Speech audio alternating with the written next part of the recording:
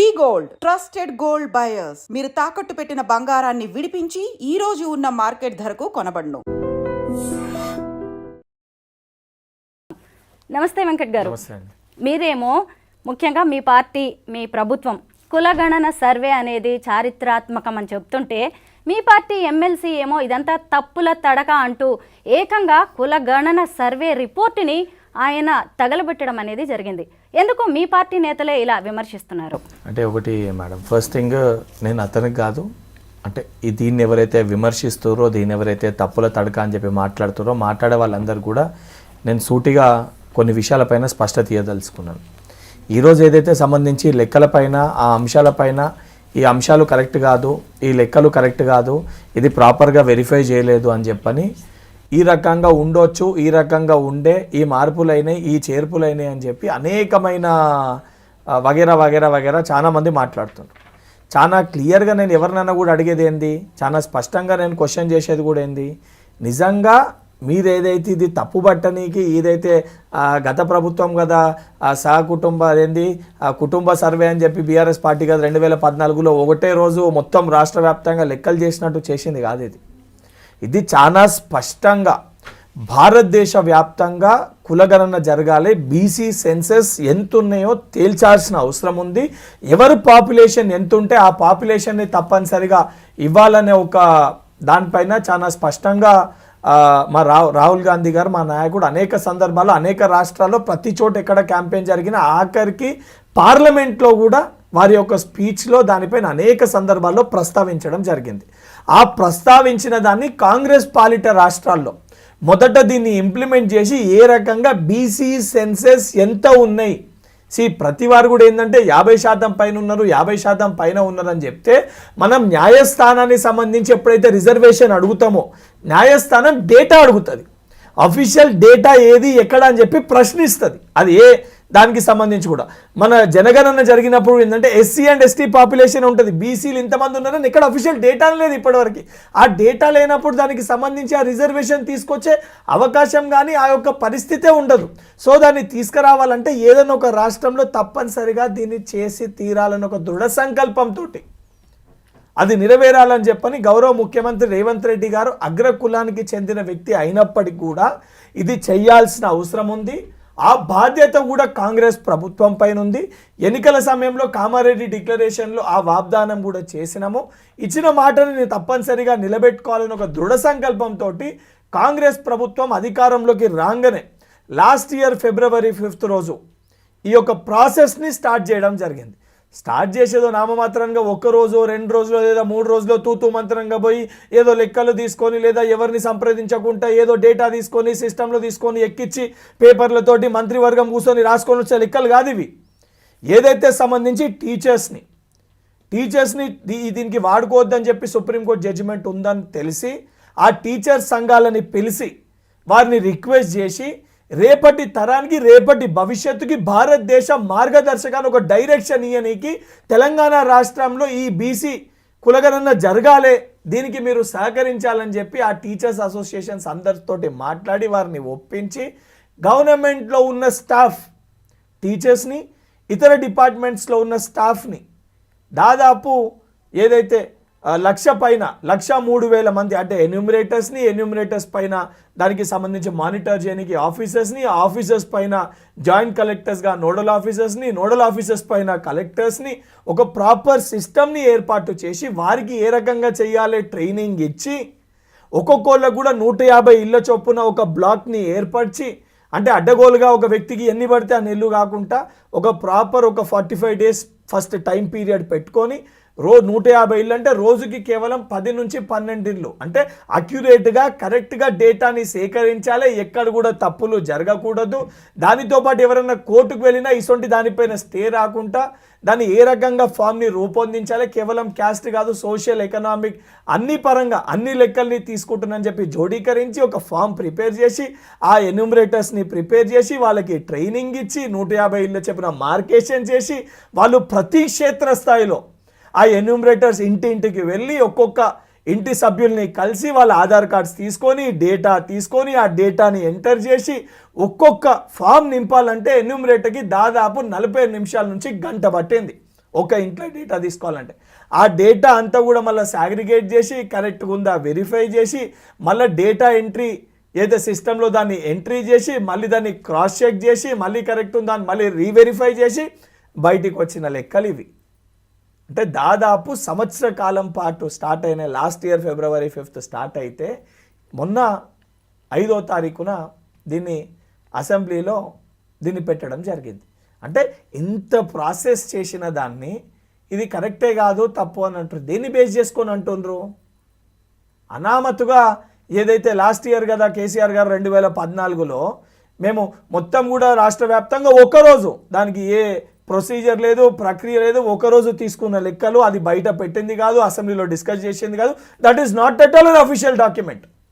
దాన్ని బేస్ చేసుకొని ఇలా ప్రశ్నిస్తారు. ఈ రోజటి వరకు బీసీల పాపులేషన్ ఇంత ఉందని చెప్పి తెలంగాణ రాష్ట్ర వ్యాప్తంగా కానీ భారతదేశంలో ఏ రాష్ట్రంలో కూడా అఫీషియల్ డేటానే లేదు లెక్కలు చేసింది. మొట్టమొదటి రాష్ట్రం భారతదేశంలో తెలంగాణ రాష్ట్రం. అది కేవలం ముఖ్యమంత్రి గారో లేదా సంబంధించి మంత్రివర్గమో 2-3 చేసింది కాదు. అందులో ఆ లెక్కలు తీసుకొచ్చిన దాంట్లో టీచర్స్లో ఎస్సీలు ఉండొచ్చు, ఎస్టీలు ఉండొచ్చు, బీసీలు ఉండొచ్చు, అన్ని మైనారిటీలు ఉండొచ్చు, అన్ని వర్గాలకి చెందిన వారు ఉంటారు స్టాఫ్. ఎవరి వ్యక్తిగత ప్రయోజనాల కోసం చేసిన డేటా కాదు.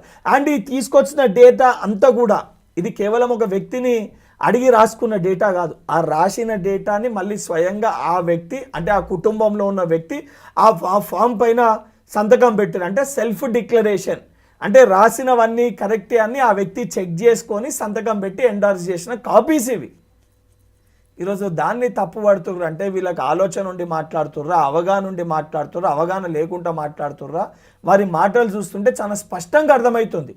సరే ప్రతిపక్షాలు మాట్లాడారంటే వాళ్ళు చెయ్యలేంది ఈరోజు కాంగ్రెస్ ప్రభుత్వం చేసింది, దాన్ని తట్టుకోలేక జీర్ణించుకోలేక లేదు ఈ రకంగా అయితే రేపొద్దున మా మనుగడ సాగదు అని చెప్పి ఒక కోపంతో ఒక కక్షతోటి ఈరోజు కడుపు మంటతోటి వాళ్ళు మాట్లాడతారు. ఏదైతే సంబంధించి మా పార్టీ సభ్యులు మాట్లాడుతున్నారు అంటే వారికి ఆలోచన లేకుండా అవగాహన లేకుండా మాట్లాడుతున్నారు అని చెప్పి మేము భావించాల్సి వస్తుంది. మరి మీ పార్టీలో అలాంటి వాళ్ళు ఉన్నారు. మీకు అదే చెప్తున్నాను, ఆలోచన లేకుండా ప్రాసెస్ తప్పు ఉంది అని చెప్పి భావిస్తే యాజ్ అన్ ఎమ్మెల్సీ మాకు కూడా అందరికీ మొన్న అసెంబ్లీలో మీటింగ్ పిలవడం జరిగింది. మీటింగ్ పిలిచి అక్కడ వారు మాట్లాడడం జరిగింది, క్లియర్గా ఎక్స్ప్లెయిన్ చేశారు. అండ్ ఈ డేటానంతా కూడా గత ప్రభుత్వంలో కదా కేసీఆర్ గారు ఏదైనా చేస్తే అప్పటిదప్పుడు ఆ మొత్తం డేటాని ఎరేజ్ చేసో లేదా డిస్మాంటల్ చేసో లేదా తగలబెట్టలేదు. ఈ మొత్తం ఫామ్స్ని కూడా ఒక ప్రాపర్ ప్రొసీజర్లో భద్రపరచడం జరిగింది.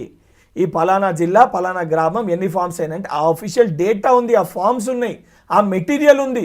అంటే రేపు పొద్దున ఇంకెవరైనా క్వశ్చన్ చేసినా రేపు పొద్దున దీనిపైన ఏదైతే సెంట్రల్ గవర్నమెంట్కి దీన్ని సమర్పించినప్పుడు లేదా కోర్టులో ఈ రిజర్వేషన్ పైన లెక్కలు ఎట్లా చేసిరని అడిగినప్పుడు ఆ డేటా ఉండాలి, డేటా సమర్పించాలి, అది అవసరం పడుతుంది అని చెప్పి రేపు ఎవరికన్నా కూడా ఇది ఉపయోగపడాలి, అఫీషియల్ డేటా ఉండాలని చెప్పి వాటన్నింటినీ కూడా భద్రపరిచారండి. ఇప్పుడు వేగ్గా ఇది తప్పు ఉంది, తప్పు జరిగింది, నాట్ ఈవెన్ 0.01% కూడా ఇందులో తప్పు జరిగే ఆస్కారమే లేదు. అండ్ పదే ఏం మాట్లాడుతుండ్రు? ఓసీ పాపులేషన్ 21% ఉండే, ఇప్పుడు ఉన్న దాంట్లో ఓసీ పాపులేషన్ 15 to 16% ఉంది. తగ్గిందా పెరిగిందా అండి? కేసీఆర్ గారు మాట్లాడుతారు మేము ఇచ్చిన దాంట్లో 52% ఉందని. 52% మైనారిటీస్, బీసీ మైనారిటీస్ తోటి కలిపి ఉంది. ఈరోజు బీసీ మైనారిటీస్ తోటి కలిపి లెక్కేస్తే 56% ఉంది.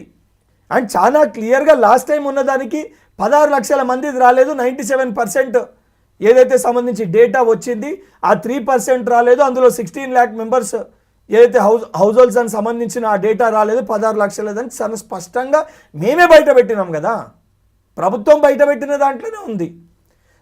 దాంట్లో కేసీఆర్ గారు, కేటీఆర్ గారు, హరీష్ రావు గారు దీన్ని తప్పుదో పట్టించి దీన్ని భాగస్వాములు కావద్దని చెప్పి బీఆర్ఎస్ పార్టీ నాయకులు కొంతమంది బయట రాష్ట్రాల్లో లేదా బయట దేశాల్లో అవుట్ ఆఫ్ స్టేషన్ వెళ్ళి ఇంటికి తాళాలు వేసిన వారు లేకపోతే వేరే జాగాలో ఉన్నవారు అసొంటి సంబంధించిన కొన్ని ఇష్యూస్ ఉన్నాయి, అవన్నిటిని కూడా బయట పెట్టడం జరిగింది. ఇంత క్లియర్గా, ఇంత ట్రాన్స్పరెన్సీగా, ఇంత అక్యురేట్గా బయట పెట్టినాక కూడా దాన్ని తప్పుపడుతురంటే వాళ్ళని ఏమనాలండి?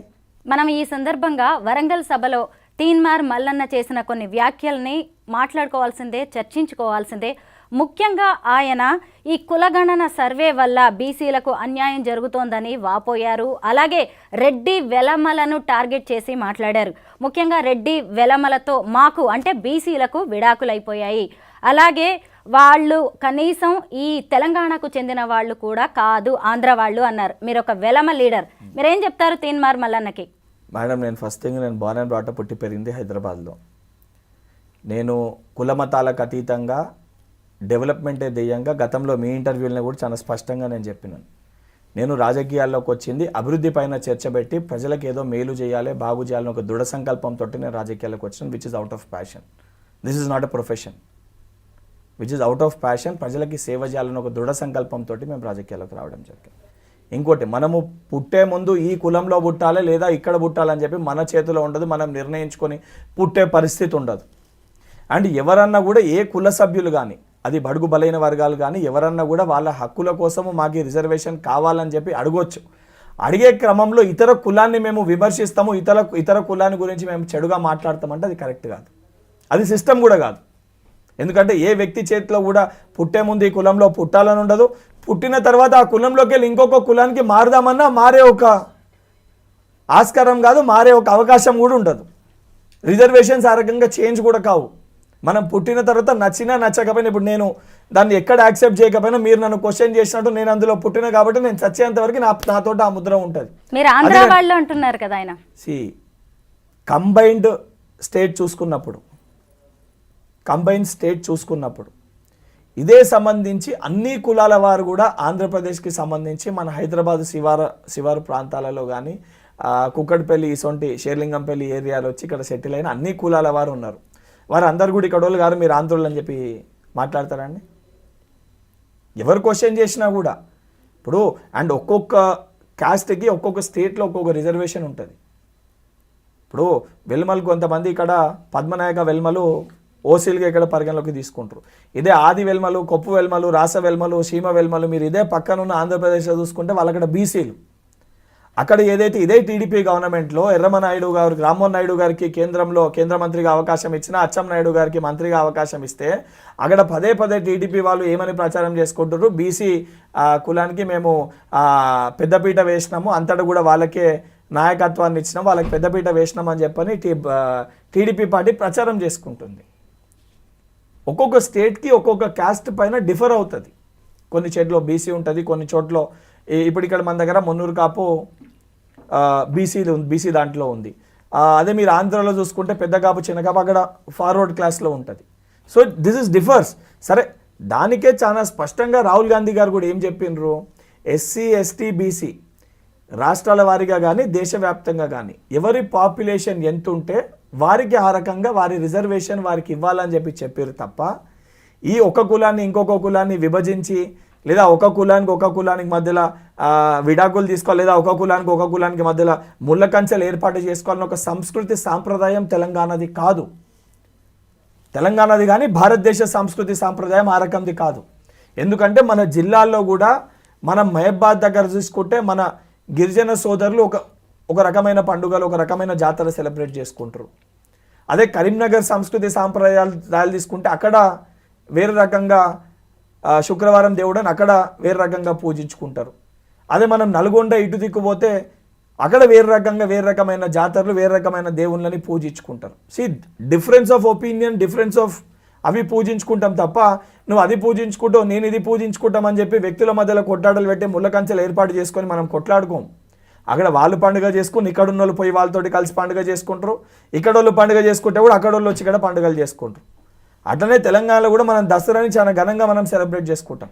దసరాకి ఆంధ్రాలో ఉన్న వాళ్ళందరూ కూడా తెలంగాణకు వస్తారు మనం చేసే ఉత్సవాలు పండుగలు చూసుకొని. అదే మళ్ళీ ఆంధ్రప్రదేశ్లో సంక్రాంతిని చాలా ఘనంగా సెలబ్రేట్ చేస్తారు. తెలంగాణలో అందరము ఆంధ్రాకి సంక్రాంతి పండుగ రాగానే ఆంధ్రాకి పోతాం.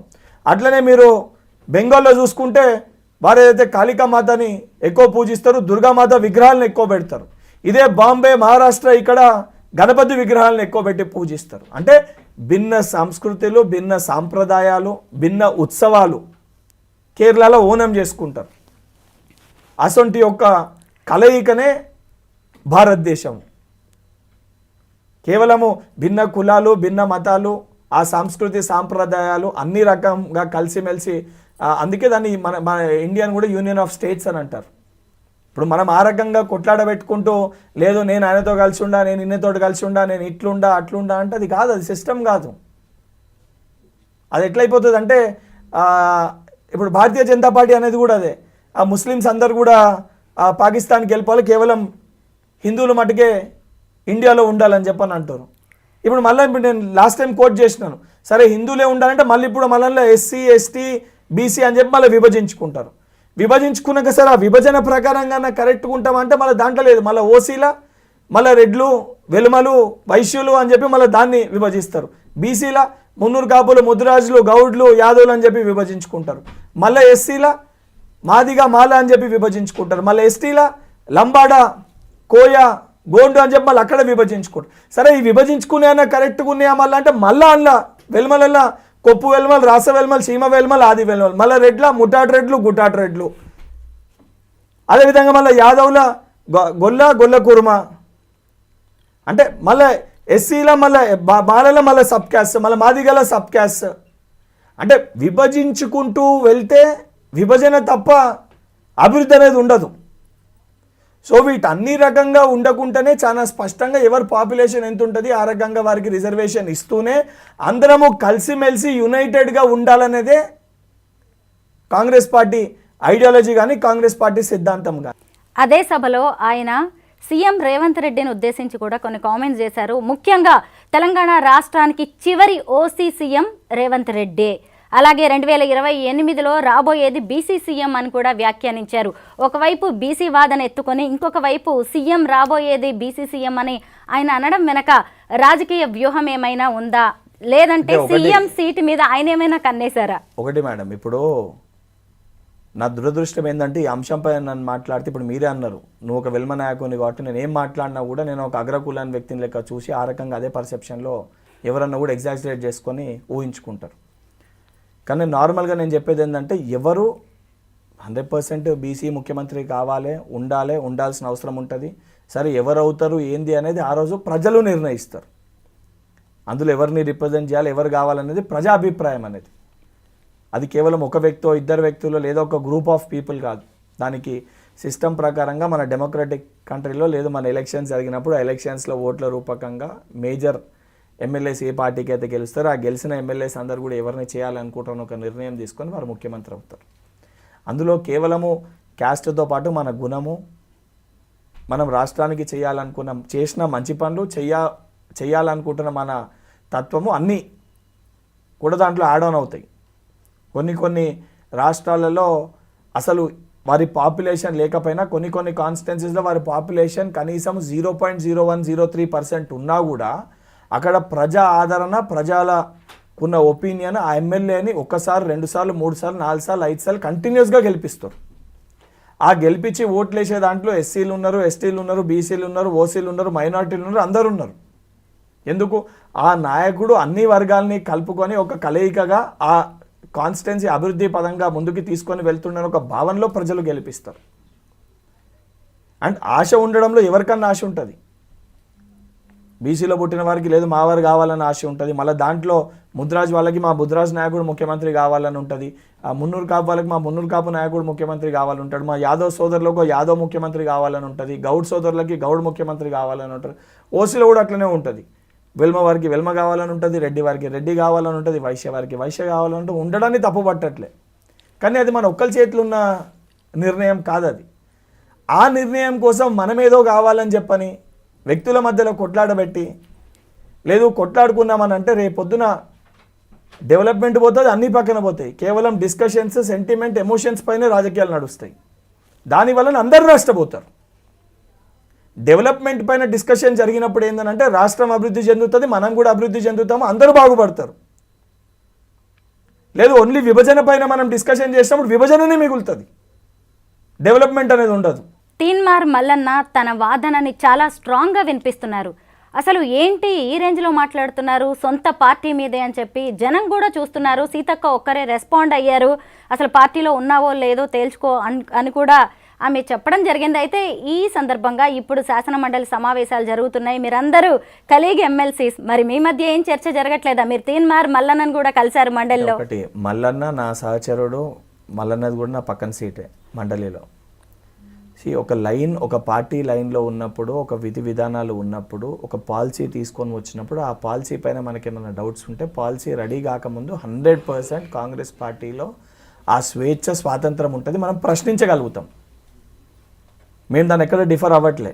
అండ్ ఎక్కడైనా ఏమైనా తప్పులు జరిగినప్పుడు దానిపైన 100% యూ హ్యావ్ కంప్లీట్ రైట్, నువ్వు వెళ్ళి ప్రశ్నించి చెక్ చేసుకొని వెరిఫై చేసుకునే ఒక అవకాశం మా అందరికీ ఉంది.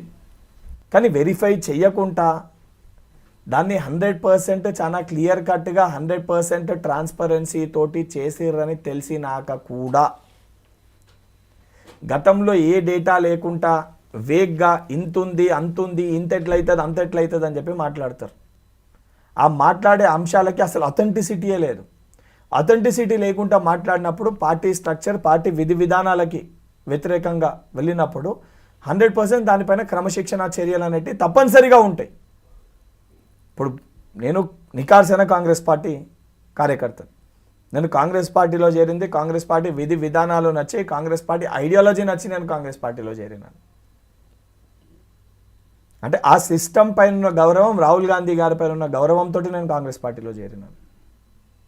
నేను రాజకీయ పరంగా రాజకీయ సిద్ధాంతాలు కూడా డాక్టర్ టి పురుషోత్తం రావు గారని తెలంగాణ చిత్రపటాన్ని ఆవిష్కరించి, ఎవరైతే తెలంగాణ చిత్రపటాన్ని ఆవిష్కరించి నికార్సైన కాంగ్రెస్ పార్టీ కార్యకర్తగా ఉన్న వారి దగ్గర నేను వారిని గురువుగా భావించి వారి దగ్గరికి వెళ్ళి నేను శిక్షణ తీసుకొని రాజకీయాల్లోకి వచ్చినాను.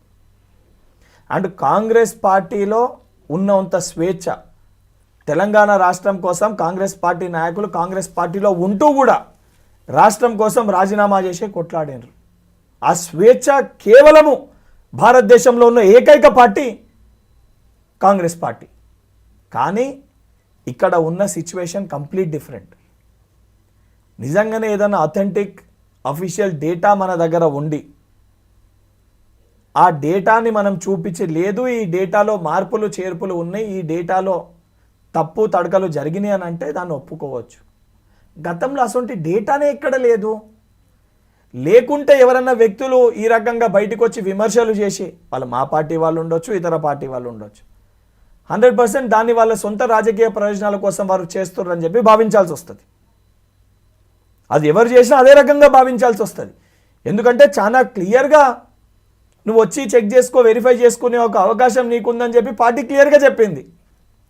ఆ సంబంధించిన ప్లానింగ్ కమిషన్ అధికారులు కూడా, ఐఏఎస్ ఆఫీసర్ కూడా ఎక్కడెక్కడ ఏమేమి డౌట్స్ ఉన్నాయి వెరిఫై చేసుకోమని చెప్పారు. నాకు కూడా మొదట్లో అనుమానాలు ఉంటే ఆ మీటింగ్ సంబంధించి పెట్టినప్పుడు నేను కొన్ని ప్రశ్నించినాను, కొన్ని అనుమానాలను అడిగినాను. నాకు కొన్ని అవగాహన ఉంటే పాపులేషన్ పైన కొంతమంది మాట్లాడుతారు. 3,50,00,000 పాపులేషన్ ఉంటే ఇప్పుడు కేవలం 21 లక్షలే పెరిగినాయా, అంతట్లో పెరుగుతుంది, ఇంకెక్కువ పెరగాలి కదా, 11 ఏళ్ళలో 12 ఏళ్ళలో ఇంకెక్కువ పెరగాలి కదా అని అంటారు. అది బయట వాళ్ళు మాట్లాడారు అంటే సరే ఆలోచన లేకుండా మాట్లాడారు అని అనుకోవచ్చు. ఇప్పుడు as a doctor fertility rate అనేది ఒకటి ఉంటుంది. 2.1 అనేది మన పాపులేషన్ బ్యాలెన్స్ అవ్వడానికి ఏ స్టేట్ కన్నా కూడా 2.1 రేషియో ఉందనంటే ఫర్టిలిటీ రేట్ మన పాపులేషన్ బ్యాలెన్స్ అవుతుందని చెప్పి భావించవచ్చు. కానీ తెలంగాణ ఫర్టిలిటీ రేట్ అనేది 1.7 ఉంది. అంటే మన population day by day decrease అవుతుంది. అంటే 1 చైల్డ్ 2 చైల్డ్కి వెళ్ళి ఇప్పుడు మనకంటే ముందు 3 children 4 children 5 childrenకి వెళ్ళి ఈరోజు నన్ 1 2 కాడికి maximum is 2, minimum is none. And entire south India population decrease అవుతుంది, నార్త్ ఇండియా పాపులేషన్ పెరుగుతుంది. ఇది అఫీషియల్ డేటా. ఇది నేనేదో నా సొంతంగా చెప్తుంది కాదు.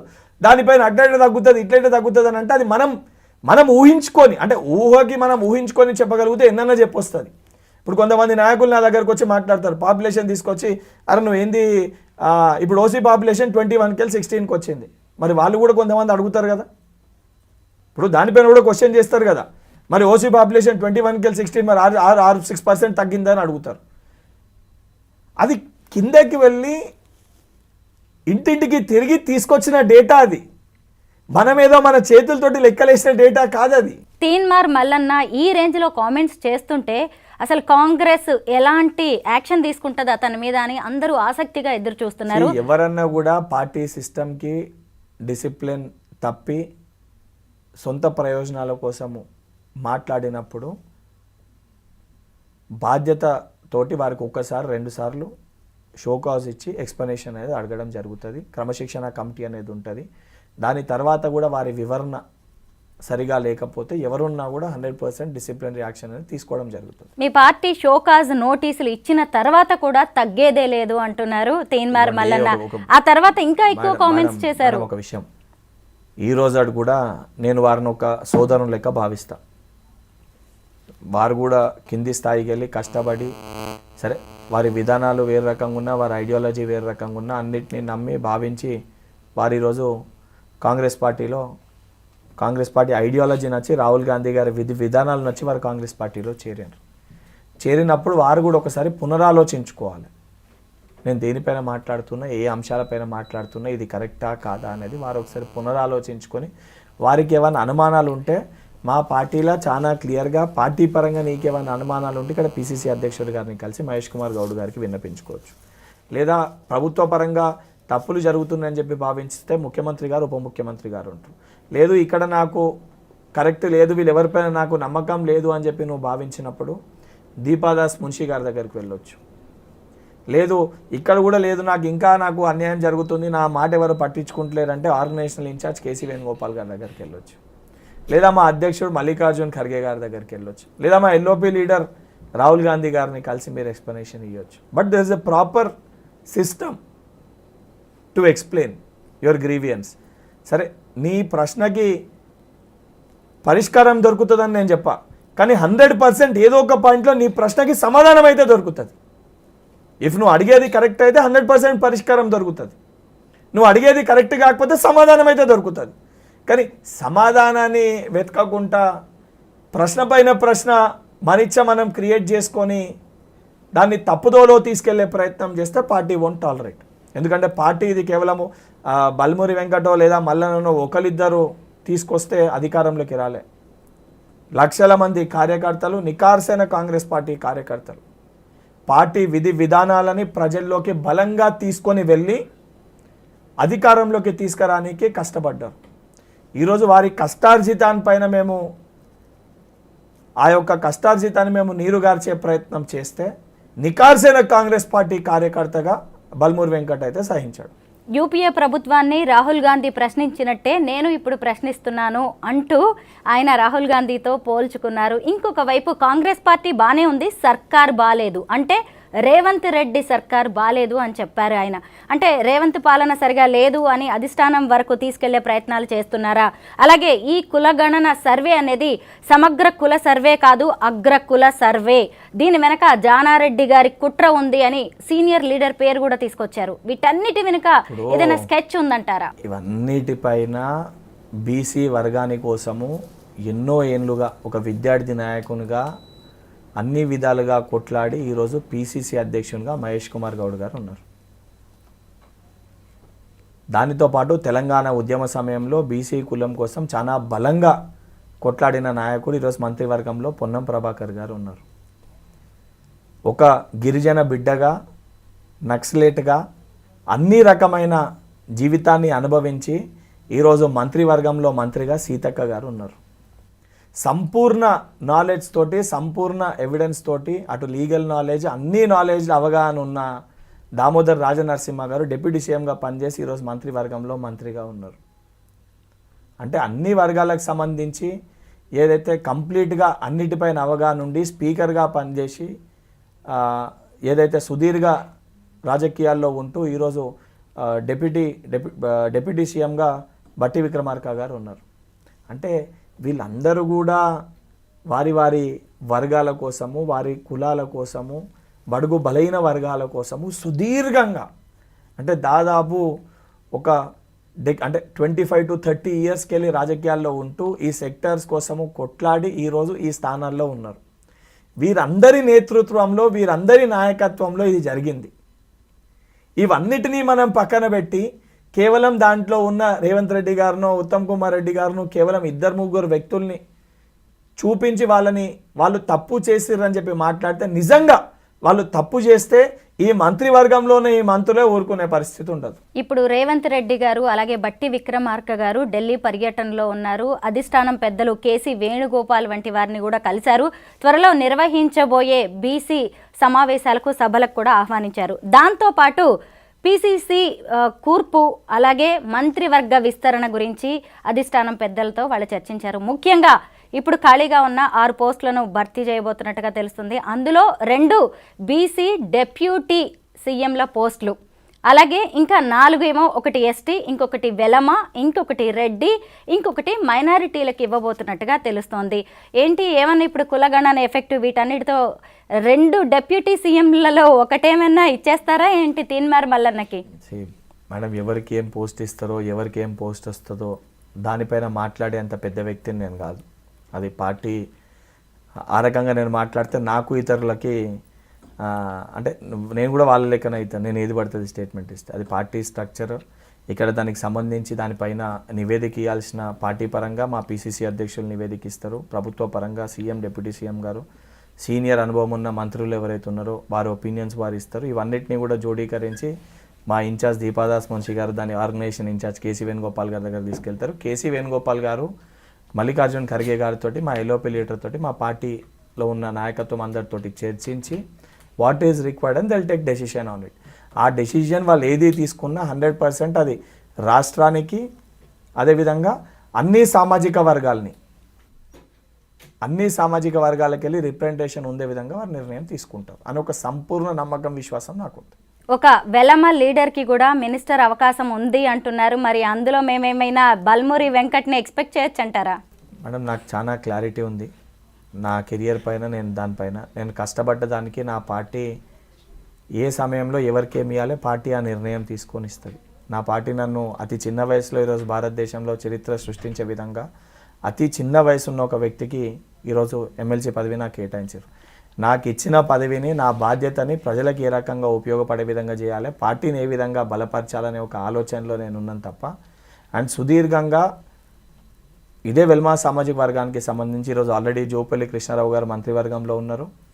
అండ్ ఏదైతే దానితో పాటు ప్రేమ్ సాగర్ రావు గారు, విజయరమణారావు గారు, మదన్ మోహన్ రావు గారు, గండ్ర సత్యనారాయణ రావు గారు సంబంధించి సుదీర్ఘంగా రాజకీయాల్లో అనుభవం ఉన్న వ్యక్తులు కూడా వెల్మా సామాజిక వర్గానికి వెళ్ళి ఎమ్మెల్యేగా గెలిచిన వాళ్ళు ఉన్నారు. So that party will decide ఎవరికి ఏ రకంగా రిప్రజెంటేషన్ ఇవ్వాలి, ఎవరికి ఇవ్వాలి, ఎప్పుడు ఏమొస్తుంది అని చెప్పని. దాంట్లో ఆ ఆలోచన కూడా లేదు. అసలు ఒక ఆలోచన లేదు, ఇదవుతాము అదవుతాము అనే ఆలోచనలో కూడా లేదు. పార్టీ ఇచ్చిన దాంతో సంతోషంగా ఉన్న, సంతృప్తితో ఉన్న, దాన్ని బాధ్యతతోటి పనిచేసి పార్టీకి నా వలన చెడ్డ పేరు రాకుండా ప్రజలకు ఉపయోగపడే విధంగా, పార్టీ కార్యకర్తలకు ఉపయోగపడే విధంగా నేను వాళ్ళకు ఉపయోగపడితే చాలు అని చెప్పి ఒక భావన ఉన్న వ్యక్తిని నేను. ఎక్సలెంట్. మనం ఈ సందర్భంగా మీ మరో కలీగ్ ఎమ్మెల్సీ కల్వకుంట్ల కవిత గారి గురించి కూడా మాట్లాడుకోవాలి. ఆవిడ కూడా కులగణన గురించి మాట్లాడుతున్నారు. ముఖ్యంగా నీళ్లు నిజాలు అంటూ ఈ మధ్య ఒక సమావేశం నిర్వహించారు. ఇవాళ కూడా పాలమూరు రంగారెడ్డికి సంబంధించి ఓ స్టేట్మెంట్ ఇచ్చారు. ఆవిడకి సంబంధించి మీ అభిప్రాయం ఏంటి? ఎందుకు ఇలాంటి తీసుకుంటున్నారు ఆవిడ స్టెప్స్? నేను మీకు చెప్తాను.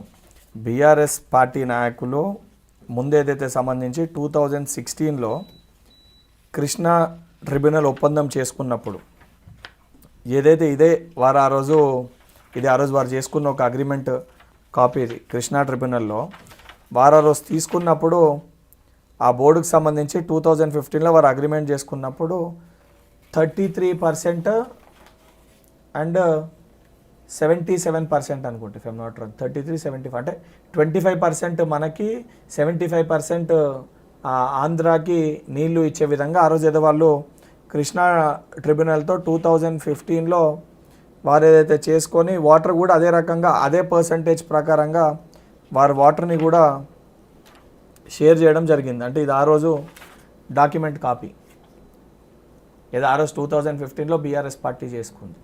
దాని తర్వాత సరే ఆ వాటర్ పర్సంటేజ్ అనేది దానికి కొన్ని డైరెక్షన్స్, ఆ రివర్ బేసిన్ కొన్ని ఉంటుంది, అంటే ఏ రకంగా వాటర్ షేర్ అనేది జరగాలనేది. ఆ జరిగినప్పుడు ఆంధ్రప్రదేశ్కి మనకు రావాల్సిన అన్నీ కూడా తీసుకుపోయి ఆంధ్రప్రదేశ్ తోటి ఒప్పందాలు చేసుకొని ఇచ్చేసారు. కనీసము ఆ మహబూబ్ నగర్, ఆ నల్గొండ ప్రాంతాలందరికీ కూడా డ్రింకింగ్ వాటర్ లేదు. ఇదే పాలమూరు ఈ ప్రాజెక్ట్కి వెళ్ళి సంబంధించి డ్రింకింగ్ వాటర్ రావాలి. ఆ డ్రింకింగ్ వాటర్ కూడా తీసుకురాలేకపోయారు. ఈరోజు కాంగ్రెస్ ప్రభుత్వం వచ్చినాక అదే పాలమూరు రంగారెడ్డి ప్రాజెక్ట్కి వెళ్ళి ఈరోజు కోర్టుకి సంబంధించి నివేదిక సమర్పించి పర్మిషన్ తీసుకొని ఈరోజు డ్రింకింగ్ వాటర్ సప్లై కూడా తీసుకురావడం జరిగింది మా ప్రభుత్వం వచ్చినాక. అండ్ కవిత గారు ఈరోజు బయటికి వచ్చి పాలమూరు రంగారెడ్డికి నేషనల్ స్టేటస్ తోటి బీజేపీ పార్టీ పైన కాంగ్రెస్ పార్టీ కొట్లాడాలని చెప్పి మాట్లాడుతారు. బీజేపీ పార్టీతోటి కాంగ్రెస్ పార్టీ ఏ రకంగా కొట్లాడుతుందో చాలా స్పష్టంగా ఈ సంవత్సర కాలంలో చాలా క్లియర్ కట్గా కనబడుతుంది. అండ్ కృష్ణా ట్రిబ్యునల్ ఇష్యూలో కూడా ఆ తేలే వరకన్నా 50-50 అని రావాలి ఆంధ్ర తెలంగాణకి, తర్వాత మాకు 70% రావాలి, మీరు 30% తీసుకోవాలనే దానిపైన కూడా చాలా క్లియర్ కట్గా కాంగ్రెస్ పార్టీ కొట్లాడుతుంది.